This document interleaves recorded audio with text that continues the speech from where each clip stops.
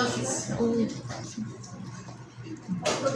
cuando nosotros hablamos de motilidad, vamos a estar hablando de cómo se contrae el músculo liso a nivel del tracto gastrointestinal y cómo esos patrones de motilidad están relacionados con el proceso de digestión y absorción.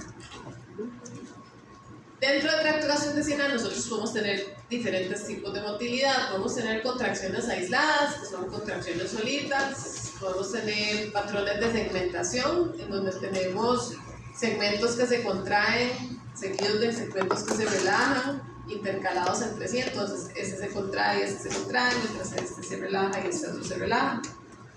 Y eventualmente cuando este se estira, la reacción va a ser que después se va a contraer y los que estaban contraídos van a tender a relajarse. Entonces, siempre que ocurra una contracción y hablemos de que se cierra la luz, ¿cuál músculo era? Circular o longitudinal.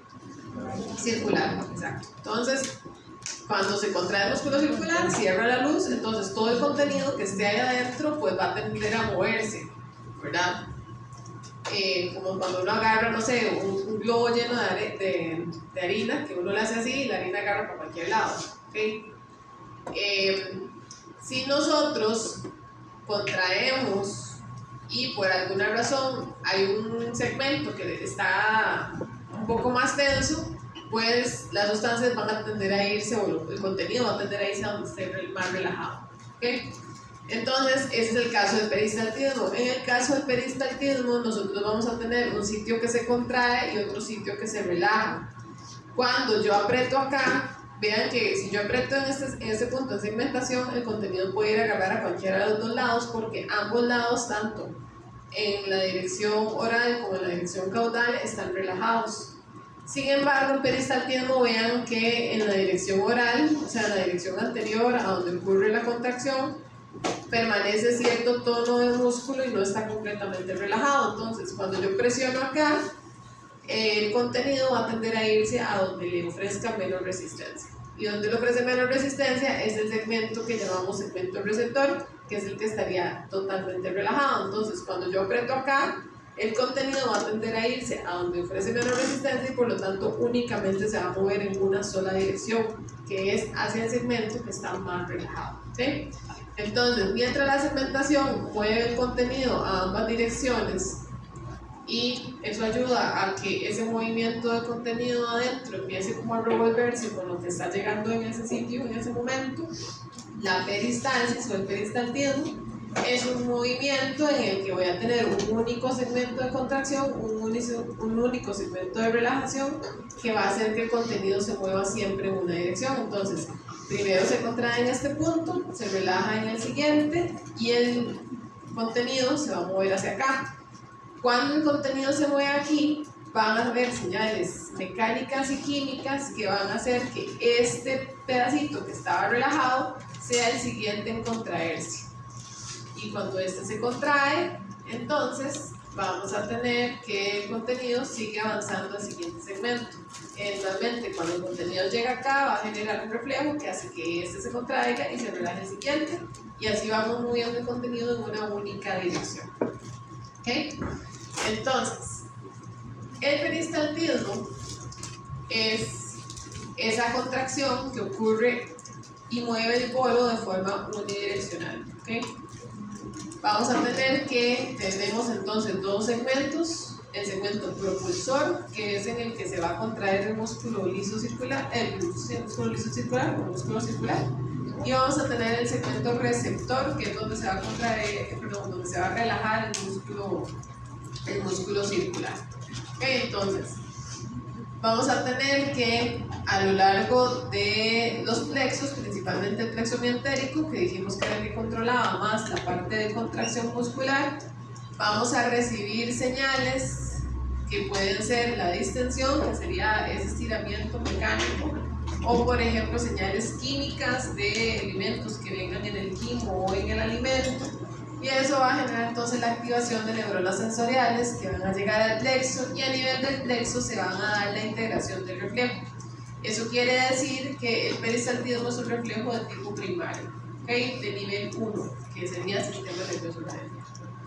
Ok, entonces vamos a tener las señales y qué es lo que va a ocurrir. En la dirección oral Vamos a tener entonces contracción y eso va a estar mediado entonces por neuronas excitatorias. Esas neuronas excitatorias normalmente lo que liberan es acetilcolina y la acetilcolina actúa sobre los receptores tipo M3, que son GQ, y generan la contracción muscular. Por otro lado, en el segmento que llamamos receptor va a ocurrir la relajación del músculo circular y esa relajación del músculo circular va a depender de neurotransmisores como el óxido nítrico o el péptido intestinal vasoactivo. ¿Okay? Entonces vamos a tener ahí liberaciones de óxido nítrico que hacen que ese músculo circular tienda a hiperpolarizarse y eventualmente entonces se relaja. Entonces, segmento propulsor en dirección oral y segmento receptor en dirección caudal o dirección anal. ¿Okay? Ahora, vamos a tener también una coordinación entre el músculo circular y el músculo longitudinal. Entonces, en el segmento donde el músculo circular se está contrayendo, el músculo longitudinal se está relajando. En el segmento donde el músculo circular se está relajando, el músculo longitudinal se está contrayendo. En el segmento donde el músculo circular se relaja, que es hacia donde se mueve el contenido, la relajación del músculo longitudinal, si este se relajara en lugar de contraerse, haría que si este contenido es como muy grande pueda provocar la sobretensión o la sobreextensión o el sobrellenado de ese segmento. Mantener el músculo longitudinal contraído permite que se mantenga siempre una contención sobre qué tanto puedo estirar yo ese tubo. ¿Okay? No lo voy a solo estirar nunca porque tengo ese músculo longitudinal contraído como sosteniéndolo. ¿Okay? Entonces, el lumen está abierto porque el circular está abierto, sin embargo, el longitudinal al contraerse no permite que sobreestire el músculo en general, todo el tubo, digamos. Ahora, ¿qué pasa en este lado? ¿Por qué tenemos la relajación en el segmento propulsor del músculo longitudinal? Y es muy sencillo, las dos capas de músculo están pegadas entre sí. Entonces, si yo quiero cerrar esta, yo voy a jalar la pared del tubo. O sea, si yo cierro, yo tiendo a jalar la pared del tubo. Si esta pared está contraída, esta pared va a amarrar, por así decirlo, el músculo circular y le va a ser más difícil al músculo circular jalar y cerrar. Okay, entonces, si yo contraigo el músculo longitudinal y contraigo el músculo circular no podría cerrar por completo. ¿Okay? Porque jalaría, o sea, el músculo longitudinal sostendría el músculo circular y no lo permitiría cerrar. Hay una capa aquí y una capa acá. Y todo está pegado, ¿sí? Todo está pegado a la mucosa, o sea, todos son capas sobre capas, todo pegado. ¿Ok? Entonces, ¿qué pasa? Si yo relajo el músculo longitudinal, cuando yo jalo con el músculo circular, ese músculo longitudinal también va a bajar. ¿Okay? No va a mantener el tubo ahí súper rígido, sino que permite que, exacto, no ofrece resistencia, permite que se contraiga y que se cierre. ¿Okay? Entonces, por eso es que la activación es contraria, donde yo voy a contraer el músculo circular, tiendo a relajar el longitudinal, y más bien donde relajo el circular, tiendo a contraer el longitudinal. ¿Okay? Entonces, esto que está acá sería la actividad sobre el músculo circular, tal como lo dice Lena. Sí. Eso es solo peristalsis. No. ¿Okay? Entonces, las motoneuronas inhibitorias, como les decía, pueden liberar óxido nítrico o péptido intestinal vasoactivo y eso genera la hiperpolarización muscular. Entonces se hiperpolariza el músculo y eso hace que se relaje. Mientras que las neuronas excitatorias pueden ser de acetilcolina o sustancia P y eso va a generar entonces un incremento en la actividad muscular. ¿Okay? Entonces hay una despolarización del músculo y eso genera entonces una activación del músculo. Ahora, ¿cómo se integraba todo eso? Tenemos dos opciones. Pueden haber terminales nerviosas que estén llegando de forma directa al músculo liso y por lo tanto, entonces, por ejemplo, si yo libero óxido nítrico de esa terminal nerviosa, ese óxido nítrico al final lo que me va a hacer es activar las vías de vasodilatociclasa, que al final lo que hacen es activar proteínas quinasas que activan a la fosfatasa de la cadena ligera de la miosina. ¿Okay? Y la fosfatasa va a quitar el fosfato de la cadena ligera de la miosina, generando que se relaje ese músculo liso. Y también puede activar canales de potasio, haciendo que entonces se hiperpolarice la célula muscular. Adicionalmente, podemos tener una comunicación vía subunidad ZIP, en el cual entonces igual el óxido nítrico puede generar en las células intersticiales de Cajal la hiperpolarización, haciendo entonces que las probabilidades de que se generen chispas de calcio sea menor, y esa hiperpolarización también puede viajar hasta la célula muscular y generar entonces la relajación del músculo liso, porque al hiperpolarizar pues no se van a abrir canales de calcio o trajeas. Adicionalmente, las terminaciones nerviosas que son inhibitorias podrían estar liberando ATP, que el ATP al final lo que hace también es hiperpolarizar a la PDGFR positiva, y entonces eso también puede generar la hiperpolarización. Ok, entonces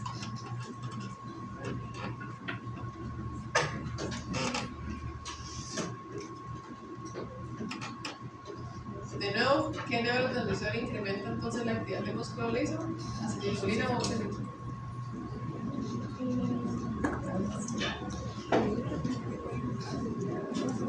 ¿Sí?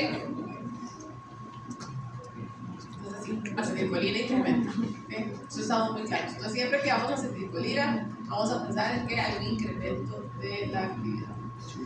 Ok, sí. Sí. Ok, entonces, vamos a ir viendo patrones de motilidad. Vamos a empezar con el único patrón de motilidad que se da durante el ayuno, ¿ok? Que es el complejo motor migratorio. Y después nos vamos a devolver a ver todos los patrones de motilidad que intervienen cuando comemos alimentos, ¿ok? Entonces, el complejo motor migratorio, como les decía, es el único patrón de motilidad que va a ocurrir durante el ayuno. Y este complejo motor migratorio lo que tiene es una función de barrido. Entonces es una serie de contracciones ordenadas que se van dando desde el final del estómago por todo el intestino delgado y van dándose secuencialmente. Entonces empiezan al final del estómago, cuando terminan ahí, después siguen en duodeno, después de duodeno pasan al yeyuno, después del yeyuno siguen en ilio, y entonces eso permite que se arrastre todo lo que haya quedado de un proceso digestivo que no se, o sea, todo lo que haya quedado remanente del proceso digestivo que no se haya terminado de digerir. Entonces, todo lo que quede botado se barre y llega hasta el intestino grueso. El complejo motor migratorio únicamente ocurre en el intestino delgado, ¿okay? Entonces, desde la última porción del estómago e inclusive el intestino delgado hasta que llegue todo ese contenido a depositarse en el intestino grueso, pero en el intestino grueso no hay complejo motor migratorio, ¿okay? Entonces, lleva las cosas hasta el intestino grueso, pero ahí no existe ese patrón de motilidad, únicamente en el intestino delgado, ¿okay? Entonces, el 70% de las veces tiende a iniciar en el antro gástrico y el otro 30% únicamente es un movimiento duodenal, ¿okay? A partir del duodeno, y ahí sigue hasta el final del intestino delgado. Entonces, acá tenemos los diferentes segmentos, digamos, la primera porción del duodeno, la segunda, la primera del yeyuno, la segunda del yeyuno, la tercera del yeyuno. Entonces, vean que este montón de contraccioncillas que se ven por aquí, primero ocurren en la primera sección del duodeno, después se mueven a la segunda, después se mueven al yeyuno, a la primera del yeyuno, a la segunda del yeyuno, a la tercera del yeyuno. ¿Okay? Entonces, vean que van de forma secuencial, o sea, no se está contrayendo todo al mismo tiempo, sino que el tiempo, o sea, la temporalidad, van corriéndose espacialmente. ¿Ok? Ok, entonces, el complejo motor migratorio va a tener 4 fases. La primera fase es la que nosotros llamamos el hilio fisiológico. Siempre que hablemos de un hilio fisiológico, estamos hablando de hilio, es que no hay motilidad. El intestino está quietito, ¿ok? Entonces, por ejemplo, cuando ustedes vayan al hospital y hablen de un hilio quirúrgico, quiere decir que después de una cirugía de abdomen, por estar toqueteando ahí los intestinos y moviéndolos por todo lado, dejan de moverse. Eso sería un ilio quirúrgico, ¿okay? Es una disminución en la actividad de motilidad del intestino, nada más que quirúrgico, porque es causado por la manipulación durante la cirugía. ¿Okay? Entonces, siempre que vean la palabra ilio, quiere decir eso, no se está moviendo. Entonces, el ilio fisiológico es una etapa en la cual no tenemos casi que actividad contráctil a nivel de nuestro intestino. Entonces, por ejemplo, aquí, aquí, aquí, eso es el ilio fisiológico. Posteriormente, de que el intestino está quietito de un pronto a otro, empieza a contraerse de forma irregular. Entonces, vean que tienen ahí contracciones que no son tan seguidas, empieza a contraerse de poquitos, no tienen la misma intensidad, no son muy regulares, no son muy fuertes. Esa sería la fase 2. La fase 3 es esta que está marcada acá, que son contracciones que tienden a ser un poco más regulares y de mayor amplitud, y entonces no ocurren tan espaciadas, que hay como pedacillos donde no hay contracciones, sino que ocurren muchas contracciones muy seguidas y de alta amplitud, que estas contracciones son las que terminan moviendo la mayoría del contenido.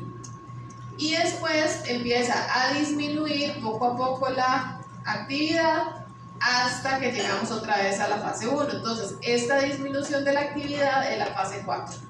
Entonces, empezamos quietitos, tenemos después contracciones irregulares en fase 2, después contracciones de alta amplitud irregulares, que sería la fase 3, y después empiezan a disminuir, llegando a la fase 4, y volvemos a entrar a la fase 1, que sería otro ilio fisiológico. ¿Okay? Todo este proceso, digamos, de fase 1 a fase 4 dura aproximadamente entre 1 y 2 horas. Y como les decía, avanza de forma secuencial por todo el intestino delgado. Sí. 1 o 2 horas es 1 o 2 horas todo desde que empieza hasta que termina. En general, toda la secuencia de barrido. Que igual, digamos, cuando está terminando aquí, puede que ya esté empezando fase 2 acá, digamos. O sea, entonces, 90 minutos sería como de una secuencia completa, digamos. Pueden haber fases traslapadas en otros sectores, pero digamos, desde que empieza en este segmento de duodeno hasta que llega al final, son 90 minutos. ¿Sí? Más o menos. ¿Sí?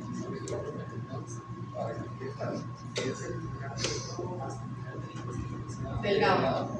Sí.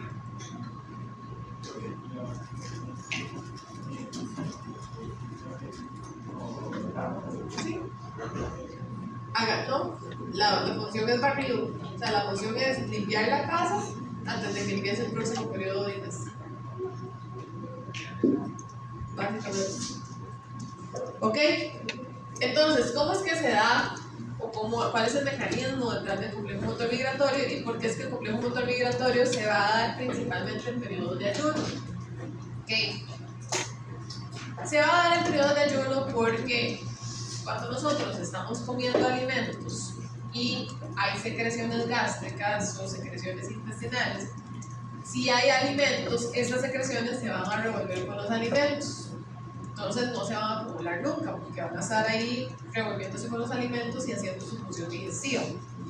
Cuando yo estoy en un periodo de ayuno, siempre existe un nivel de secreción basal. Si bien es cierto, es menor al que yo secreto cuando estoy comiendo, igual existe pequeñas liberaciones de secreciones pancreáticas, pequeñas liberaciones de secreciones biliares que van a estar llegando al intestino o pequeñas secreciones gástricas que se están liberando a nivel del estómago. ¿Okay? Entonces, esas pequeñas secreciones empiezan a acumularse. Entonces, en la fase 1 que el estómago o el intestino no se están moviendo, estoy empezando a acumular esas secreciones. Entonces, de poquitos en poquitos se van haciendo un montón.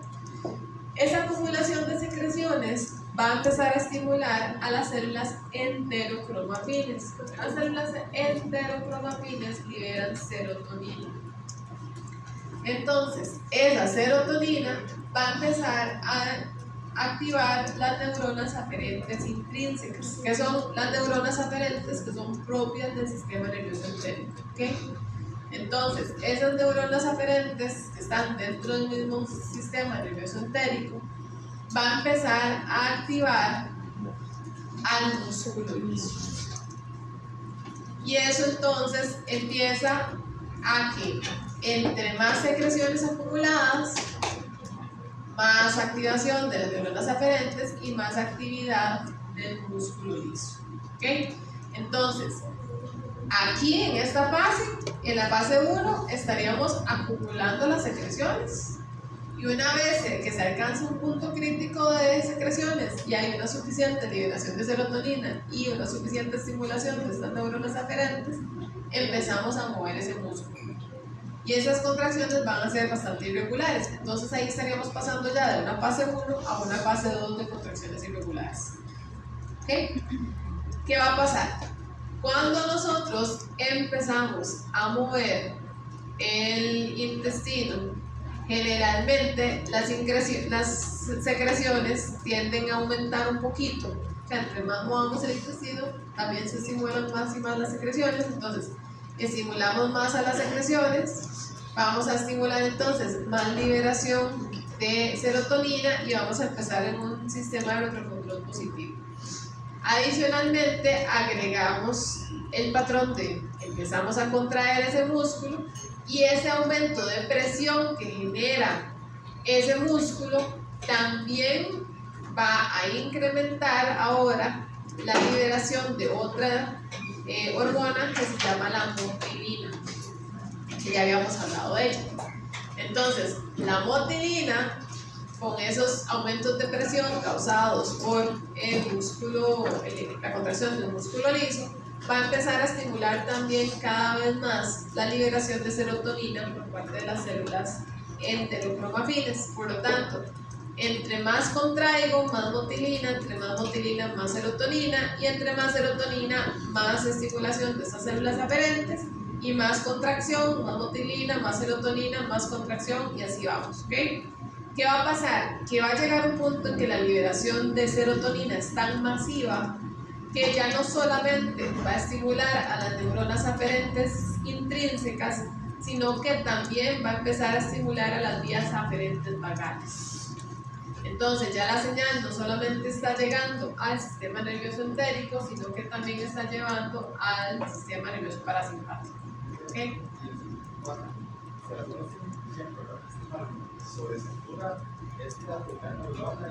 Es una cuestión de dosis y receptor de dosis. Afinidad.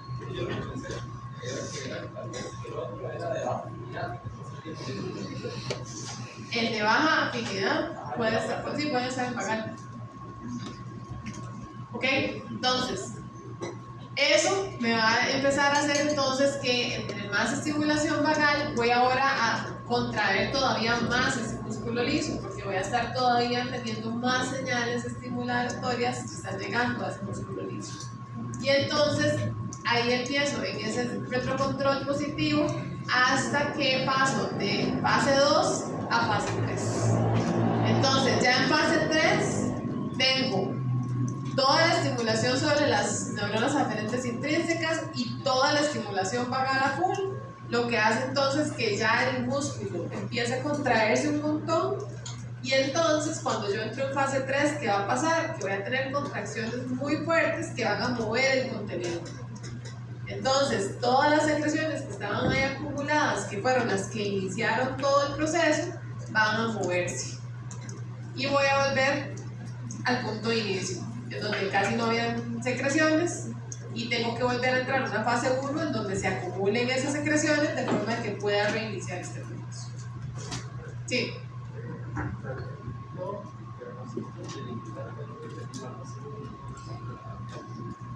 Fase 1 es mientras esté quieto. Fase 2 es cuando empiece a contraerse irregularmente. Fase 3 es cuando haga las contracciones no regulares.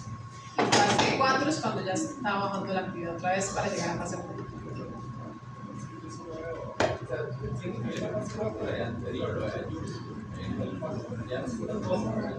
No, es lo mismo.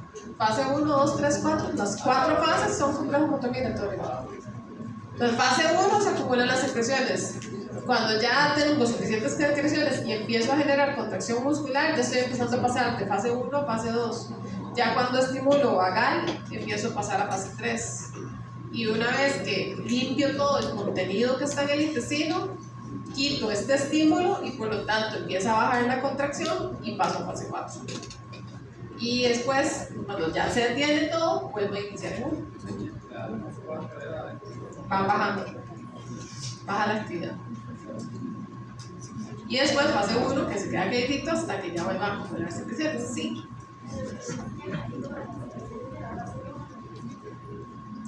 Porque yo dije que siempre tenemos secreción basal. Poquita, pero siempre hay secreción basal. No, en la fase 1 empiezan a acumularse. O sea, yo tengo secreciones basales siempre.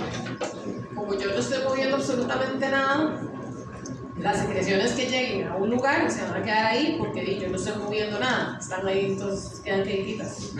Empiezan a acumularse y empiezan entonces ese sistema retrocontrol positivo. Y ya cuando ya en fase 3 yo muevo todos los contenidos de las secreciones y ya entonces empieza a bajar la actividad hasta que llegue a 0. Fase 2 es cuando empezamos a contraer el músculo. ¿Sí?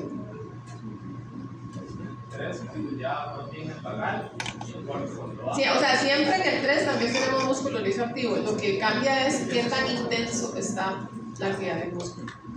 Aquí solamente está más o menos intenso y aquí está muy intenso. Sí, siempre tiene que haberse activación vagal para que pase el 3. No. Entonces digamos que sería como la regularidad de las secreciones, o sea, como las contracciones de los músculos para lograr las secreciones, no, la serotonina se libera porque hay secreciones acumuladas.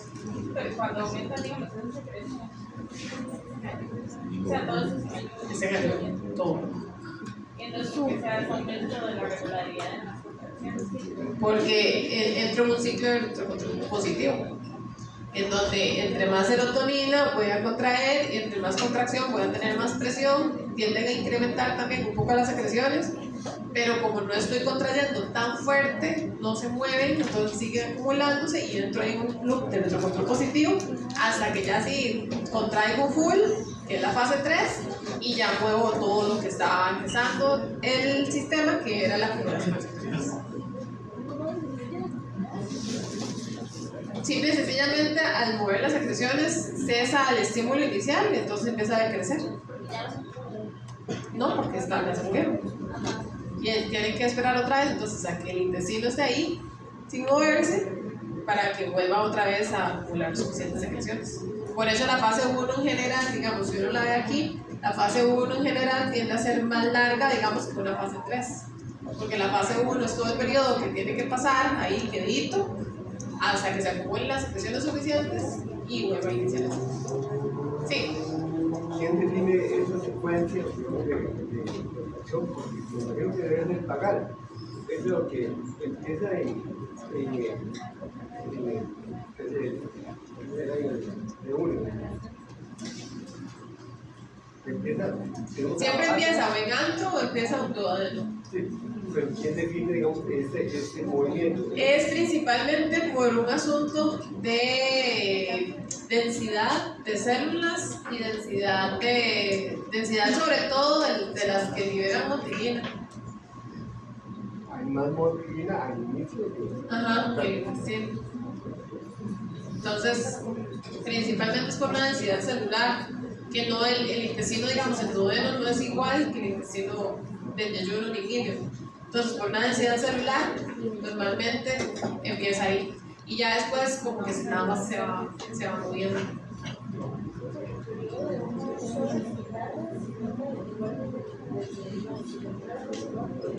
Desde que inicia la fase 1 hasta que termina la fase 4. No, es que la acumulación es toda la fase 1, porque es donde está quedito. La acumulación es todo fase 1. De hecho, fase 1 de todas las fases se la van a ver. Sí. ¿Ok? Entonces, sí. ¿Qué va a pasar si, por ejemplo, yo estoy en pleno complejo motor migratorio y como? En el momento en que lleguen nutrientes, si se acuerdan de la clase de generalidades, cuando hablamos de motilina, dijimos que la única que se inhibía con los nutrientes era la motilina. Entonces, si por A por B yo estaba en pleno complejo motor-migratorio y como, una vez que yo entre en contacto con nutrientes, la motilina disminuye su secreción. Entonces, no importa si yo ya había iniciado esto, voy a empezar a bajar los niveles de motilina, entonces empiezo con unos patrones que tienen que ver con digestión. ¿Okay? Cesa por completo el complejo motor-migratorio y reinicia patrones de digestión. ¿Okay? Sí.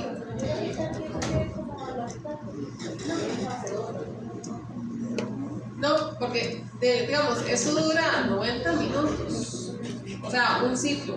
Entonces, sí, al menos de que usted coma literalmente cada hora o cada menos de cada hora, igual siempre le va a dar chance de completar al menos un ciclo. Entonces, sí, al menos un papel. Sí, en la noche sí, cuando ya dormimos, que son varias horas y tenemos varios ciclos. Sí. Ok, entonces, eso tiene que ver con ayuno. Ahora vamos con el que tiene que ver ya con comer. ¿Ok? Entonces, lo primero que nosotros hacemos cuando comemos es masticar. ¿Ok? Entonces, la masticación tiene un sistema de control que genera los patrones y es un centro de control de patrón que lo que hace es coordinar la respuesta y hacer entonces que nosotros mastiquemos y mastiquemos y mastiquemos de una forma casi que automática y regular. Obviamente tiene control central porque nosotros en algún momento, si queremos, podemos dejar de masticar. Okay, pero una vez que masticamos y nosotros igual no lo estamos pensando, seguimos masticando igual porque hay un generador de patrón. Después de que terminamos de masticar, que la masticación lo que hace es romper el alimento, ¿verdad? En partículas más chiquititas y junto con la lengua revolver ese alimento con la saliva, generando el bolo. Lo que va a venir después es la deglución. Entonces, la primera fase de la deglución es voluntaria. ¿Eso qué quiere decir? Que si yo tengo comida en la boca, yo decido cuánto la trago. ¿Okay? Si yo quiero la trago, si no quiero no la trago, si quiero me la dejo una hora ahí en la boca, o sea, es completamente voluntario cuando yo decido tragar. En el momento que yo decido tragar, ¿qué hacemos cuando tragamos? Lo primero que hacemos es levantar la lengua, presionar entonces la comida contra el paladar y empujarla hacia atrás. ¿Ok? Entonces, cuando nosotros tragamos, eleva la lengua, empuja el bolo contra el paladar y empuja entonces hacia atrás.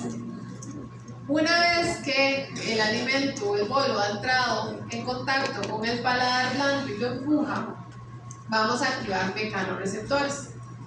Esos mecanorreceptores van a llevar la información a través del glosofaringeo hasta el núcleo ambiguo y el fascículo solitario, donde se va a integrar esta información.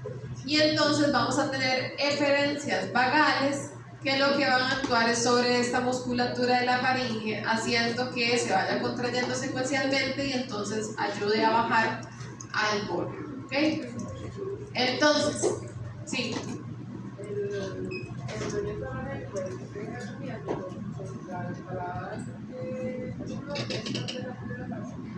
Es la única fase sí que es voluntaria. Y ya después entramos a fase de fibras. ¿Ok? Entonces, lo primero que hacemos es elevar la lengua, mover el alimento por empujarlo contra el paladar blando. Al empujarlo contra el paladar blando se van a activar mecanorreceptores y también vamos a tener la contracción de la primera parte de la faringe arriba y entonces el alimento empujando el paladar blando hacia atrás y la faringe contrayéndose un poquitito ayudan a cerrar la nasofaringe. Y el cerrar la nasofaringe evita entonces que la comida se vaya hacia la nariz. ¿Okay? Sí, entonces baja únicamente porque cerramos la nasofaringe y ya no hay forma que la comida pase hacia la nariz. Cuando el alimento va bajando, va a bajar el epiglotis y eso va a cerrar entonces la entrada a la vía respiratoria, generando únicamente que el alimento pueda seguir hacia el esófago. ¿Okay? Entonces, la primera etapa, que sería la voluntaria, es cuando nosotros elevamos la lengua y empujamos ese alimento hacia el paladar blando. En el momento que nosotros empujamos el alimento hacia el paladar blando, empieza toda la parte refleja que hace que se contraigan los músculos de la faringe. Entonces, primero se contraen los superiores, que ayudan a cerrar esa nasofaringe. El alimento sigue bajando y empezamos después a contraer los medios, o sea, los músculos de la faringe media, que eso ayuda a seguir empujando el alimento y a que se dé también entonces con ese empuje el cierre de la epiglotis, lo que hace que se cierre la entrada de la tráquea y proteja la vía respiratoria. Y también, mientras nosotros tragamos, no podríamos respirar, ¿verdad? Estamos en apnea. Después se van a contraer los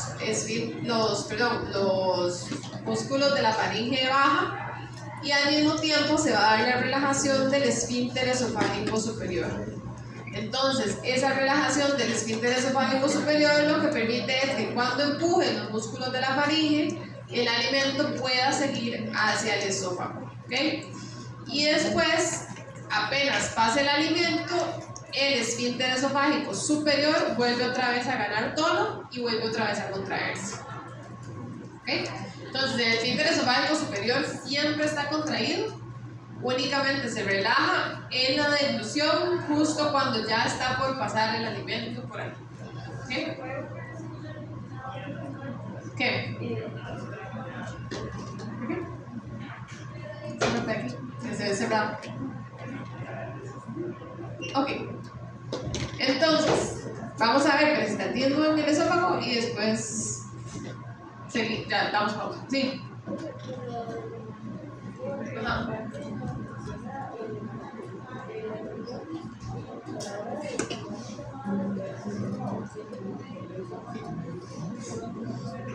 Puede ser parte de, pero puede ser que uno, digamos, si uno traga como muy rápido o así, a veces puede pasar que no se cierre del todo y puede haber algún contenido que pase.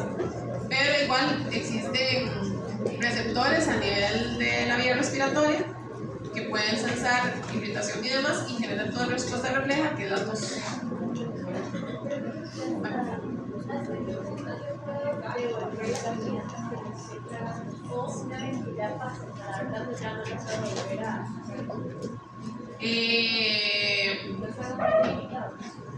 Depende, o sea, digamos, usted la puede tragar. La única forma que usted la pueda devolver es que usted haga el acto de vomitar.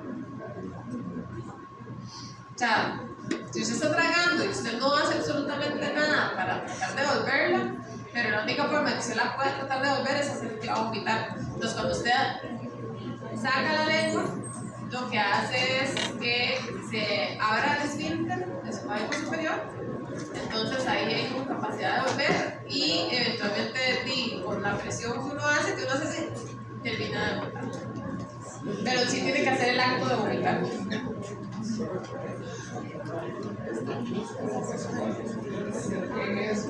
¿Sí?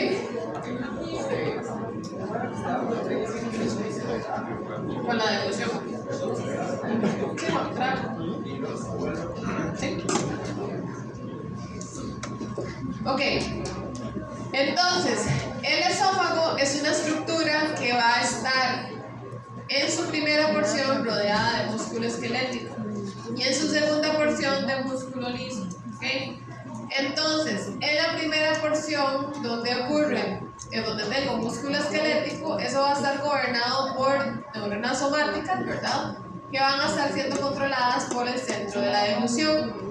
La parte que únicamente tiene músculo liso, lo que va a tener principalmente son vías vagales que responden al sistema nervioso autónomo. Entonces, nosotros vamos a tener el peristaltismo primario, que el peristaltismo primario es toda la onda peristáltica que se genera y que mueve el contenido a lo largo del esófago hasta que llegue al estómago, después de que hacemos deglución. ¿Okay? Entonces, el peristaltismo primario ocurre por deglución.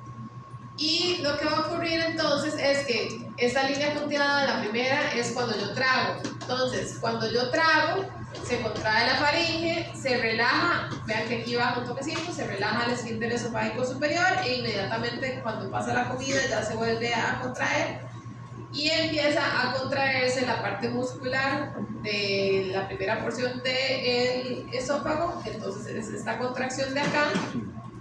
Y eventualmente eso hace que el contenido llegue hasta donde tengo un músculo liso, en donde entonces empiezo con ondas peristálticas. Entonces vean que primero se contrae este segmento, después este segmento, y después entonces eso empuja a que el polo llegue hasta el estómago. Obviamente para que el polo llegue al estómago tenemos que tener la relajación del esfínter esofágico inferior, ¿ok?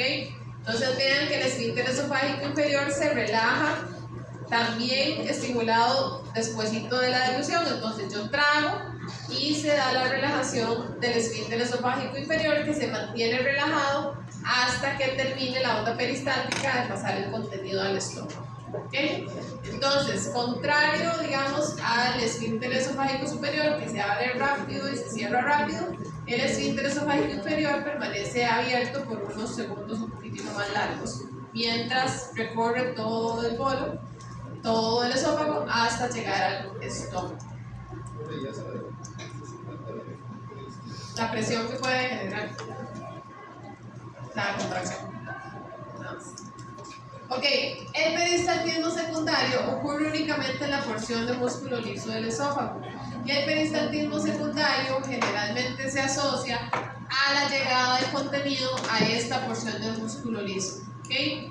Entonces, el contenido puede ser que llegue por deglución o puede ser que se devuelva. Entonces, generalmente cuando hablamos de deglución, metemos toda la secuencia dentro del peristaltismo primario.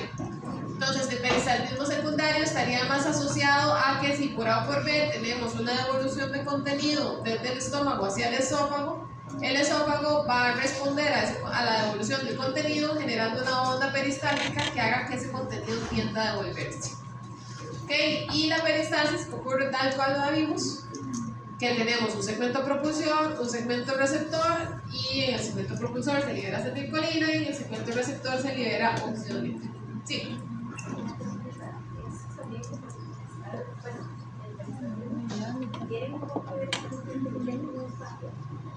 La gente que tiene disfagia puede tener alteraciones en la contracción de los órganos.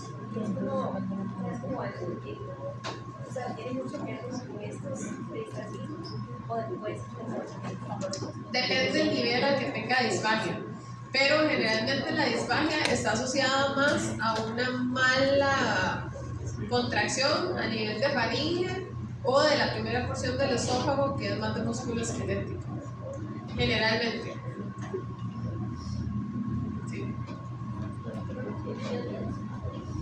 Y uno no puede tragar bien, no tiene suficiente fuerza y control muscular, entonces no hay una contracción secuencial como ordenada y no se genera la suficiente fuerza, dependiendo cuál sea la razón.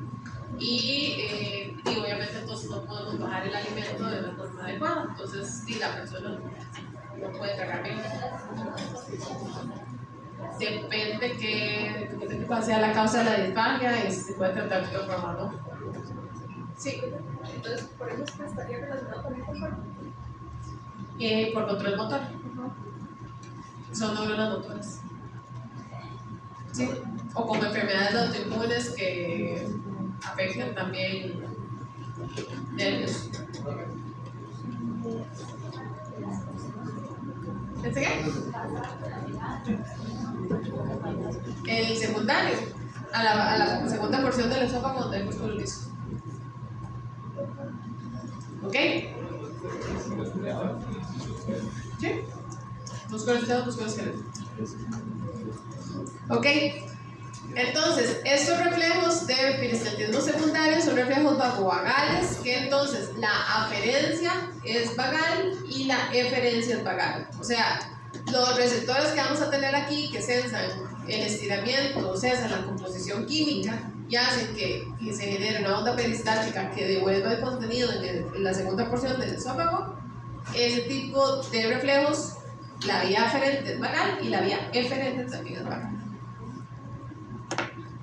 Ok, el esfínter esofágico inferior es una estructura que es más compleja de lo que parece. No solamente está formada por músculo liso, sino que alrededor tenemos también una relación con las cruras diafragmáticas.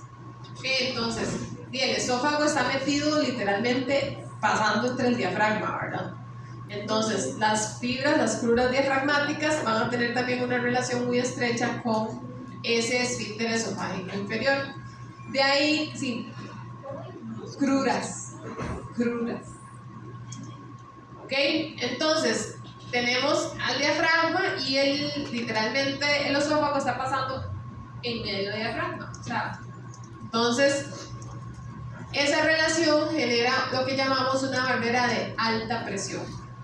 ¿Ok? Entonces, esa barrera de alta presión también contribuye a que los contenidos del estómago no sea tan fácil que se devuelvan al esófago una vez que hayan pasado hacia el estómago. Entonces, como les decía, tenemos que los tres componentes es el anillo de músculo liso en el esófago, las porciones del diafragma que llamamos las cruras diafragmáticas y las fibras oblicuas de la pared gástrica, que todo esto cuando incrementa la presión a nivel del estómago tiende a cerrar todavía más esta sección y evitar entonces que haya reflujo. ¿Ok? Sí.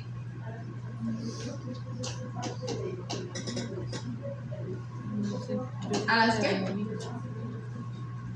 Generalmente los reflujos están asociados con hernia hiatal. La hernia hiatal es que esta estructura de barrera de alta presión no está bien formada y tenemos entonces un hueco a nivel del diafragma, por así decirlo. Entonces, en lugar del diafragma estar cerrando bien, queda ahí como un hueco. Y entonces, si aumenta la presión intragástrica, el estómago puede subir un toquecito, meterse hacia el tórax, por así decirlo, y eso hace que incremente mucho la presión y entonces el contenido tienda a devolverse hacia el esófago y eventualmente incluso hasta la boca, dependiendo de qué tanto reflujo y qué tan fuerte sea. Pero principalmente casi siempre está asociado a algún error anatómico ahí en la barrera de alta presión y casi siempre son hernia hiatal. Una hernia es un hueco, o sea, es una abertura en la pared abdominal. Hernia en la pared abdominal y si no la hernia hiatal es el diafragma. En esa zona de alta presión entre el diafragma y el esófago. Sí, por eso, pero es que están pegados. O sea, el diafragma está pegado al esófago con las cruras diafragmáticas. Entonces no hay hueco. O sea, que hay hueco. Entonces está el esófago y en lugar de estar así, está así. Puede. No, se aprieta el estómago. O sea, el estómago incrementa la presión. Un incremento de la presión genera la apertura refleja del esfínter y eso hace entonces que suba.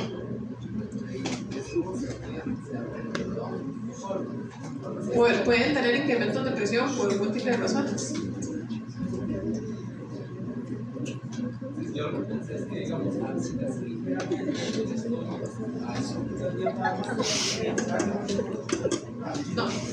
No es tanto eso.